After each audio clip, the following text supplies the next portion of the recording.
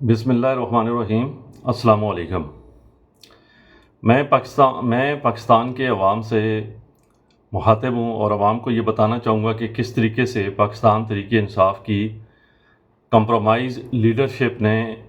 جو آئینی ترامیم ہوئی ہیں، جس طریقے سے عدلیہ پہ قبضہ کیا گیا ہے، عدلیہ کو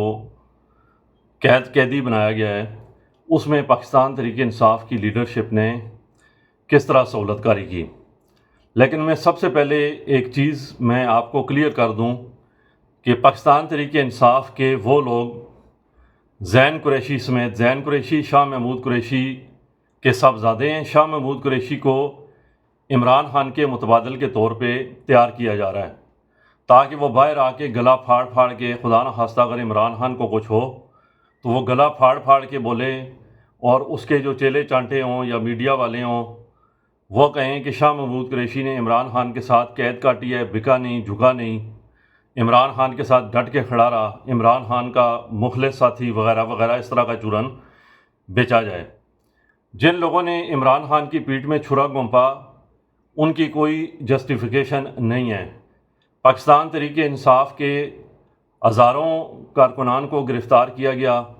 سینکڑوں کی تعداد میں سوشل میڈیا ایکٹیوسٹ کو گرفتار کیا گیا، ان پہ، ان کے گھر والوں پہ جبر ہوا، ظلم ہوا، ان پہ تشدد کیا گیا، قید و بند کی صعوبتیں انہوں نے برداشت کیں، مصائب برداشت کیے۔ وہ سب ان کا تعلق یا تو غریب گھرانوں سے تھا یا لوور مڈل کلاس فیملی سے تھا، لیکن ان میں سے ایک بھی بکا نہیں، ایک بھی جھکا نہیں، ایک بھی کمپرومائز نہیں ہوا۔ لیکن جس طریقے سے پاکستان تحریک انصاف کی ٹاپ لیڈرشپ، بیرسٹر گوبر وغیرہ، عمر ایوب، شبلی فراز، اسد کیسر، علی امین گنڈا پور، شہریار افریدی اور علی محمد خان وغیرہ سمیت اور بہت سارے نام ہیں، جس طریقے سے یہ کمپرومائز ہوئے، جس طریقے سے وہ لوٹے کمپرومائز ہوئے جنہوں نے رات آئینی ترمیم میں عمران خان کے خلاف ووٹ ڈالا، یا وہ لوگ جو حکومتی لابی میں بیٹھے رہے جنہیں حکومت نے ریزرو کے طور پہ بٹھائے رکھا، جس میں شاہ محمود قریشی کے صاحبزادے زین قریشی بھی شامل تھے۔ وہ حکومتی لابی میں بیٹھے رہے اور ووٹ کم پڑنے پہ، اشارہ ملنے پہ انہوں نے آ کے ووٹ کاسٹ کرنا تھا، لیکن ان کی ضرورت محسوس نہیں کی حکومت نے، کیونکہ ان کے پاس نمبرز پورے ہو چکے تھے۔ یہ سارے جتنے بھی لوگ ہیں یہ بڑی بے شرمی کے ساتھ، بڑی بے غیرتی کے ساتھ یہ کمپرومائز ہوئے۔ انہوں نے عمران خان کی پیٹھ میں چھرا گھونپا، عمران خان کے ساتھ انہوں نے غداری کی، جبکہ ان کے مقابلے میں وہ ہزاروں کی تعداد میں تحریک انصاف کے کارکنان، سینکڑوں کی تعداد میں سوشل میڈیا ایکٹیوسٹ جو گرفتار ہوئے، جنہوں نے قید و بند کی صعوبتیں برداشت کیں، ظلم برداشت کیا، تشدد برداشت کیا، ان کے گھر والے پریشان ہوئے، ان میں سے کوئی ایک بھی جھکا نہیں، بکا نہیں، وہ ڈٹ کے کھڑا رہا، ڈٹ کے کھڑا ہے، اور وہ اپنے نظریے کے ساتھ آج بھی قائم و دائم ہے، جس میں بہت سارے نام آپ کے سامنے ہیں، لیکن میں نام یہاں کسی کا نہیں لینا چاہتا، لیکن آپ کو پتہ ہے سب۔ اب تحریک انصاف کی جو لیڈرشپ ہے اس نے کہاں پہ کمپرومائز کیا؟ تحریک انصاف کی جو لیڈرشپ ہے، جو ٹاپ لیڈرشپ ہے، یہ بھی فارم 47 کی حکومت کی طرح پی ٹی آئی پہ ایک قبضہ گروپ ہے، جس نے عمران خان کی رہائی کے لیے ڈے ون سے کوئی عملی قدم نہیں اٹھایا۔ یہ وہی عدالتوں کا چورن عوام کو بھیجتے رہے ہیں۔ پاکستان تحریک انصاف کے جو اس وقت قبضہ قابض چیئرمین ہیں بیرسٹر گور، انہوں نے رات جو سٹیٹمنٹ دی ہے وہ میں آپ کے سامنے بعد میں رکھوں گا، لیکن پہلے آپ یہ سن لیں کہ تحریک انصاف کی قیادت نے 8 فروری سے لے کے آج تک کدھر حکومت کی سہولت کاری کی ہے۔ 8 فروری کے الیکشن پہ جس طریقے سے ڈاکہ ڈالا گیا، جس طریقے سے فارم 45 کو فارم 47 میں تبدیل کیا گیا، اس وقت عمران خان نے انہیں ہدایات دی تھیں کہ آپ عوام کو احتجاج کے لیے باہر نکالیں، آپ پورے پاکستان میں عوامی مینڈیٹ کی واپسی کے لیے احتجاجی تحریک شروع کریں۔ انہوں نے اس وقت بھی تحریک نہیں چلائی، عمران خان کا حکم نہیں مانا، بلکہ وہ لوگ جو تحریک چلانا چاہتے تھے انہیں شو کاز نوٹس اور مختلف طریقوں سے انہیں اس قیادت نے خاموش کروایا۔ انہوں نے تحریک نہیں شروع ہونے دی۔ اگر یہ تحریک چلاتے، اگر یہ فوری طور پہ عوام کو سڑکوں پہ لے کے آ جاتی تحریک انصاف کی لیڈرشپ، سہولت کاری نہ کرتی، تو تحریک انصاف کی جو مخصوص نشستیں ہیں ان پہ ڈاکہ نہ مارا جاتا۔ پھر اس کے بعد جب کمشنر راولپنڈی لیاقت علی چٹھا نے گواہی دی کہ کس طریقے سے الیکشن میں رزلٹ تبدیل کیے گئے ہیں، وہ موقع تھا تحریک انصاف کی لیڈرشپ عوام کو سڑکوں پہ لے کے آتی، لیکن اس کمپرومائز لیڈرشپ نے خاموشی اختیار کر کے اور زبانی جمع خرچ کر کے انہوں نے اس وقت بھی حکومت کی سہولت کاری کی۔ پھر اس کے بعد جب اسلام آباد ہائی کورٹ کے 6 ججز نے سپریم کورٹ آف پاکستان کو خط لکھا کہ کس طریقے سے ان سے فیصلے کروائے جاتے ہیں، اس وقت وہ ایک موقع تھا کہ تحریک انصاف کی جو لیڈرشپ ہے، اگر وہ عمران خان کے ساتھ مخلص ہوتی تو عمران خان کی رہائی کے لیے تحریک چلاتی اور عوام کو سڑکوں پہ لے کے آتی اور سڑکوں پہ فیصلہ کرتی، لیکن تحریک انصاف کی لیڈرشپ نے حسب روایت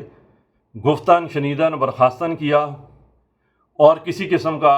عملی قدم جوشیلی تقریریں کرنے کے علاوہ نہیں اٹھایا۔ یہ ساری صورتحال آپ کے سامنے چلتی رہی۔ پھر جس طرح سپریم کورٹ کے اندر 8 ججز نے تحریک انصاف کے حق میں فیصلہ دیا کہ مخصوص نشستیں تحریک انصاف کو دی جائیں، تحریک انصاف ایک پارٹی ہے، ایک سیاسی جماعت ہے، الیکشن کمیشن نے سپریم کورٹ کا فیصلہ ماننے سے انکار کیا۔ تحریک انصاف کی جو لیڈرشپ ہے وہ زبانی جمع خرچ جوشیلی تقریریں گفتن شنیدن برخاستن کرتی رہی، عملی طور پہ عوام کو احتجاج کے لیے سڑکوں پہ نہ لا کر تحریک انصاف کی لیڈرشپ نے سہولت کاری کی، حکومت کی۔ پھر یہ سلسلہ جو ہے یہ چلتا رہا۔ پھر جس طرح قاضی صاحب نے 63A کا فیصلہ دیا ریویو کے اندر، اس پہ بھی تحریک انصاف کی لیڈرشپ نے کوئی عملی قدم نہیں اٹھایا۔ پھر 8 ججز کی وضاحت آئی مخصوص نشستوں کے حوالے سے، اس پر بھی تحریک انصاف کی لیڈرشپ نے عوام کو سڑکوں پہ نہیں نکالا۔ جب 4 اکتوبر کو علی امین گنڈا پر لاکھوں کی تعداد میں عوام کو لے کے اسلام آباد میں داخل ہو گئے تھے، انہیں ڈی چوک پہ دھرنا دینا چاہیے تھا، اس وقت تک دھرنا دیتے جب تک مطالبات تسلیم نہیں کیے جاتے، جب تک حکومت اس آئینی ترمیم جو 26ویں لائی گئی ہے اس سے دستبردار نہیں ہو جاتی۔ تحریک انصاف ڈی چوک میں دھرنا دیتی اور احتجاج کا دائرہ پورے ملک کے اندر جو ہے وہ پھیلایا جاتا۔ بجائے اس کے کہ اس احتجاج کو پورے ملک میں پھیلایا جاتا، علی امین گنڈا پر اور پی ٹی آئی کی جو لیڈرشپ ہے وہ کمپرومائز تھی۔ اس کے کمپرومائز ہونے کی وجہ سے پاکستان تحریک انصاف نے جو عوامی احتجاج ہے، عوام کو جو سڑکوں پہ لے کے آئی تھی، اس کو مؤخر کیا اور مؤخر کر کے سہولت کاری کی گئی۔ پھر پی ٹی آئی کے جو لیڈرشپ ہے وہ ان لوگوں کے نام بتانے میں کتراتی رہی جو لوگ بک چکے تھے، جنہوں نے ووٹ حکومت کے حق میں ڈالنا تھا۔ اس طرح بھی پی ٹی آئی لیڈرشپ نے سہولت کاری کی۔ اب رات کو میں دیکھ رہا تھا بیرسٹر گوبر سے جب ایک صحافی نے سوال کیا کہ آپ یہ بتائیں کہ جو سپریم کورٹ آف پاکستان ہے یا عدلیہ ہے وہ انتظامیہ کے ماتحت ہو گئی ہے، تو عمران خان کو آپ کیسے رہا کروائیں گے؟ تو بیرسٹر گوبر کہتا ہے کہ ہمیں پھر بھی عدلیہ پر اعتبار جو ہے وہ کرنا پڑے گا۔ یہ ساری وہ چیزیں ہیں، یہ سارے وہ جرائم ہیں جو تحریک انصاف کی اس کمپرومائز لیڈرشپ کے ہیں۔ اس کے علاوہ بھی جرائم ہوں گے جن کا ذکر کرنا میں یہاں پہ بھول گیا ہوں۔ میری عوام سے گزارش ہے کہ جب تک تحریک انصاف کی یہ کمپرومائز لیڈرشپ تحریک انصاف کے عہدوں پہ موجود ہے، جب تک بھاگ ڈور اور فیصلہ سازی اس کمپرومائز لیڈرشپ کے ہاتھ میں ہے، عمران خان کبھی رہا نہیں ہوں گے۔ عمران خان کی رہائی قانونی اور آئینی طور پہ کبھی نہیں ہوگی۔ عمران خان کی رہائی کا واحد راستہ پورے پاکستان میں پرامن احتجاج اور اسلام آباد میں پرامن دھرنا ہے۔ اس کے علاوہ اگر کوئی آدمی بات کرتا ہے جی ہم عدالتوں سے عمران خان کو رہا کروائیں گے، قانونی طور پہ رہا کروائیں گے، ہم قانونی جنگ لڑیں گے، تو آپ سمجھ جائیں کہ وہ آدمی کمپرومائز ہے، وہ حکومت کے ساتھ ملا ہوا ہے، وہ عمران خان کو جیل میں رکھنا چاہتا ہے۔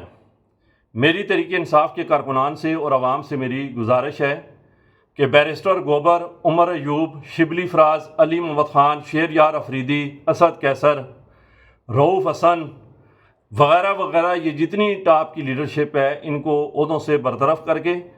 پی ٹی آئی کی جو قیادت ہے وہ صدام خان ترین جیسے نوجوانوں کے سپرد جو ہے وہ کی جائے، اور ایک احتجاجی کمیٹی جو ہے وہ بنائی جائے جو عمران خان کی رہائی کے لیے احتجاج کے معاملات کو دیکھے۔ میری طرف سے آپ کے دیکھنے کا، سننے کا بہت بہت شکریہ۔ السلام علیکم ورحمۃ اللہ وبرکاتہ۔